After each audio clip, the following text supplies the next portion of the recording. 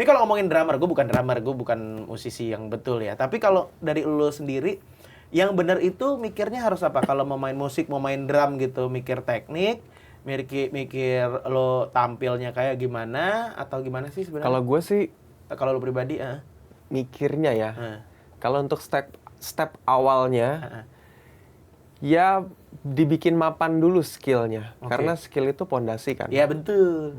Nggak harus yang jago banget, tapi itu lu kayak bertanggung jawab aja sama yang lo mau tuju.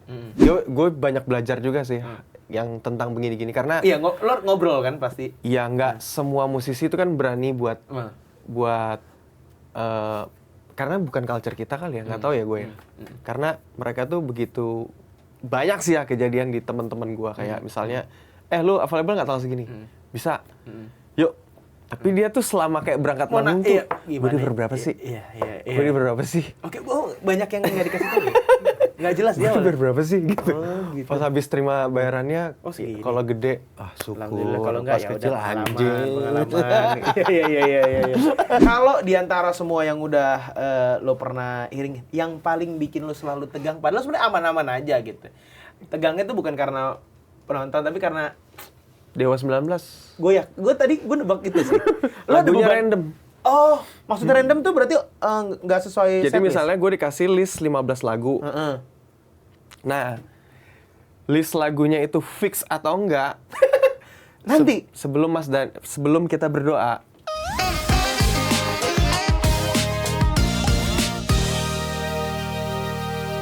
Tapi Bal ya, kita pasti udah tahu lah kenapa lo akhirnya dipilih oleh banyaknya musisi Indonesia untuk mengiringi lo di atas panggung, termasuk the living legend Om Iwan gitu. Pasti karena skill lo. Tapi ketika skill lo itu udah masuk ke dunia real world, lo di panggung bersama Iwan Fals dan band-band gede lainnya, kan bukan cuma skill yang diperlukan kan? Betul. Mental kan? Betul. Gila, itu dia. Itu pelajaran mahal sih. Makanya, karena skill ya, banyak orang skillful tuh banyak banget. Ya kan? Tapi skill yang sudah akan digunakan terus ngelatih mental itu kan pasti di atas panggung yang bener kan, langsung main sama Iwan Fals, gila lu bayangin. Ya kalau main sama nama gede gitu, skill mah udah Iya. Udah siap. Iya. Tapi ya pasti. mental. Mentalnya itu. Jadi kayak dua kali lo eskalasi hal baru yang ada dalam hidup lo. Betul, kan. Sesuai sama topik kita podcast kali ini. Temanya adalah mental lebih penting dari skill. Betul.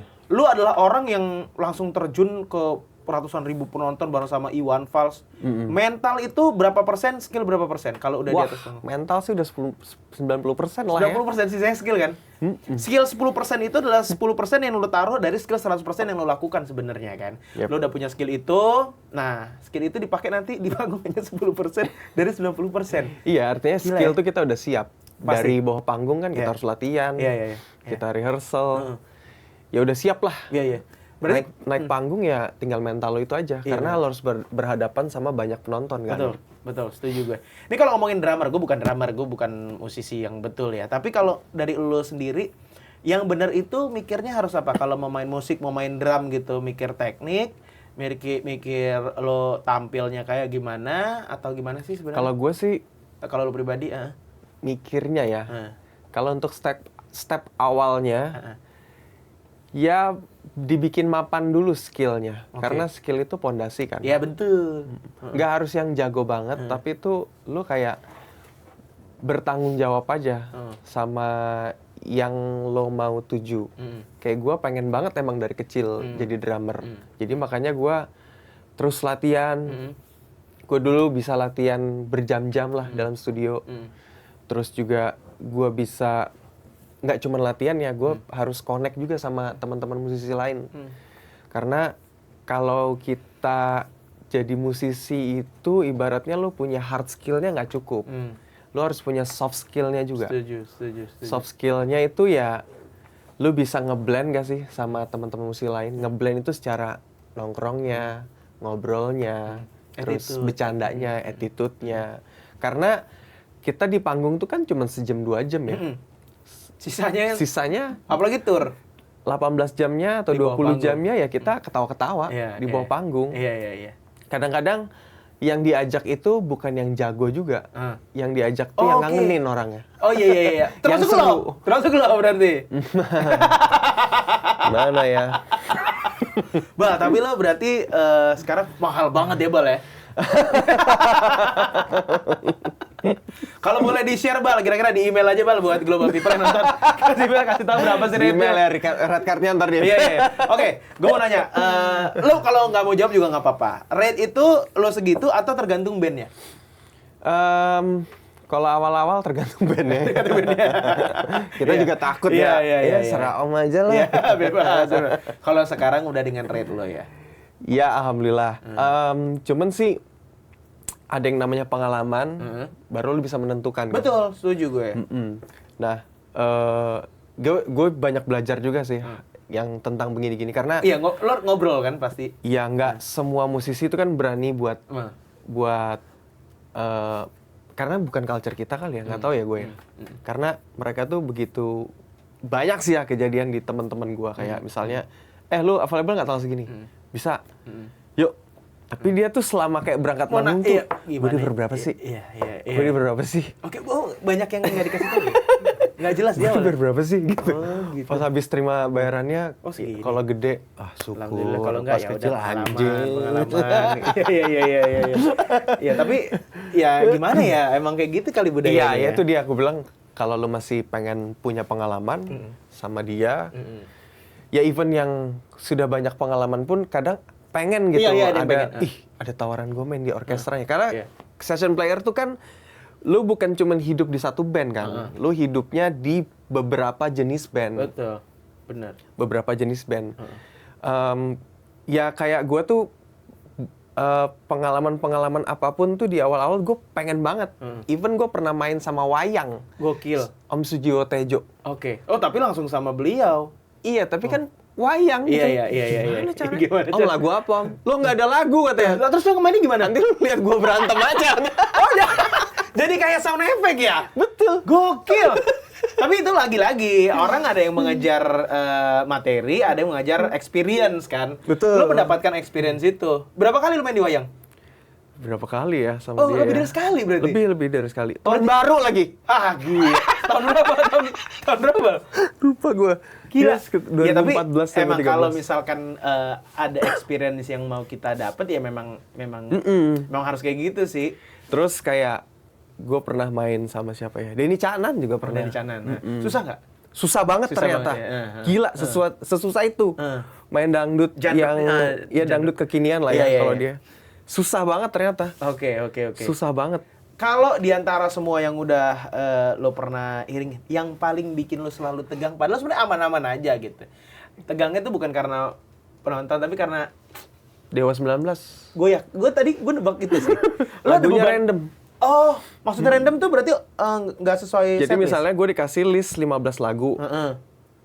Nah, list lagunya itu fix atau enggak? Nanti. Sebelum kita berdoa. Oke, dengan doa Mas Dani yang panjang. Nah, yang itu sangat sebelum itu tuh. bermanfaat itu. Kalau udah doa berarti udah fix semuanya. Oh, oke. Kalau belum doa itu belum fix. Oke, 15 pilihan Gitu, itu. jadi gue awal-awal kan berapa kali main sama Dewa ya? Lumayan lah, lumayan. Terus gue dikasih lagu 15, ya udah gue pelajarin 15-15-nya.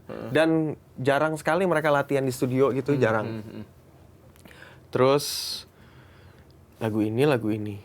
Terus pas mau berangkat ke kota itu, lagunya berubah lagi. Oke. Nyampe di kota itu, berubah lagi. Terus gue harus ngapalin lagi kan kalau lagu yang baru. Ya udah. Pas selesai cek sound, Nggak latihan lagi? bisa berubah lagi. Nggak latihan. Mereka cuma ngirim file sequencer namanya. Oh, oke. Nah, fixnya pas ketemu di backstage. Oke. Jadi yang mana mas lagunya? Bentar ya. Kamu lagu ini bisa kan? Bisa. Ini aman kan? Oh enggak mas. Ayo kita ganti. Gitu. Yeah. Udah. Oh jadi kalau misalkan lo ditanya, lo aman nggak lagu ini? Kurang aman nih mas, kayaknya diganti sama Ya beliau. kan nggak latihan kan? Iya. Jadi ya udah gue bilang jujur aja. Kalau nggak aman bilang nggak aman. Kalau aman ya bilang aman. Oke. Daripada karirnya hilang ya. Iya betul ya betul. Terus ya udah kalau udah oke semua deal, ya udah yuk kita berdoa. Oke, doa. Jadi tapi iya. baru fixnya ya sebelum manggung biasanya. Gile, gue tuh sebenarnya pengen banget ada di backstage Dewa 19 pada saat doa, karena doanya tuh bagus banget loh. Mas Dhani doanya tuh beda-beda. Dan yang paling gokil waktu di GBK kemarin. Gimana? Ya di GBK ya. Lo kira itu bakalan wow gitu persiapannya. Terus santai. Santai banget. Santai. Sesantai apa, Bang? Santai banget, sumpah. Gue tuh cuma latihan 2 kali. Dewanya aja total cuma latihan 5 kali kayaknya apa 6 kali ya. Ya kurang dari 10 kali lah latihannya mereka. Ya orang-orang kira kan menonton, buset Mas latihannya sebulan. Iya. Enggak Ternyata enggak ya. Soalnya gue pernah nonton podcast juga, Kang Yuke di interview kan, waktu dia dari The Groove ke Dewa. Akhirnya tetap dia terus yang main. Karena emang sebenarnya malas latihan katanya Dewa. Tapi nggak perlu. Emang mereka sibuk juga sih. Iya, sibuk dengan masing-masing juga anyway kan. Di sela-sela latihan itu mereka masih ada kayak malamnya manggung, pagi sampai sore mereka latihan dulu. Oh, ada kayak gitu. Oke. Gitu. Itu yang paling sebenarnya nggak beban ya, tapi siapa yang nggak akan merasa canggung kalau misalkan main band sama Ahmad Dhani gitu ya kayaknya ya. Intimidatif tapi iya, nama gede sih. Iya, nama besar. Intimidatif menurut gue, tapi intimidatif ini bukan negatif. Intimidatif karena nama besar Ahmad Dhani dengan cerita-cerita yang udah ada di mana-mana gitu kan. Terus udah itu konser di GBK ya. Itu kalau band lain aja pasti latihannya sebulan. Sebulan lah at least minimal latihannya ya. Sebulan. Dewa nggak, kurang dari 10 kali latihannya. Terus sampai hari H, ini beberapa jam lagi mau manggung, lagunya masih berubah-ubah. Ini take out aja nih gitu. Ini take out aja, buset deh. Terus udah. Kan lah show-nya tuh 3 jam apa 2 jam setengah gitu lah ya, sekitar segitulah ya. Sampai udah lagu pertama, jebret. Itu si show directornya bilang, "Mas, standby dulu di sini ya. Karena nih lagu keberapa sampai keberapa belum pasti listnya." Sampai mau naik udah intro. Udah main. Oke, jadi tergantung kode dari Mas Dhani. Kan drummernya 2 waktu itu. Iya. Jadi gue dulu Mas Agung. Oh, gonta-ganti. Oke. Terus ya kalau gue jendanya panjang, gue pengen ke backstage. Jadi event yang bule-bule nunggunya di samping juga, bukan di backstage-nya. Mereka standby juga, lagunya belum pasti juga. Gokil. Luar biasa Mas Dhani. Itulah kenapa aku mengidolakan Mas Dhani ya, cuma beliau ya. Cuma dia gokil. Ya, tapi terbukti Dewa anyway sih ya. Tapi udah berarti pengalaman lo adalah pengalaman yang 1 banding sekian dari orang yang main drum juga menurut gue. Banyak orang pengen main kan pasti bareng sama Mas Dhani, pengen kayak lo gitu.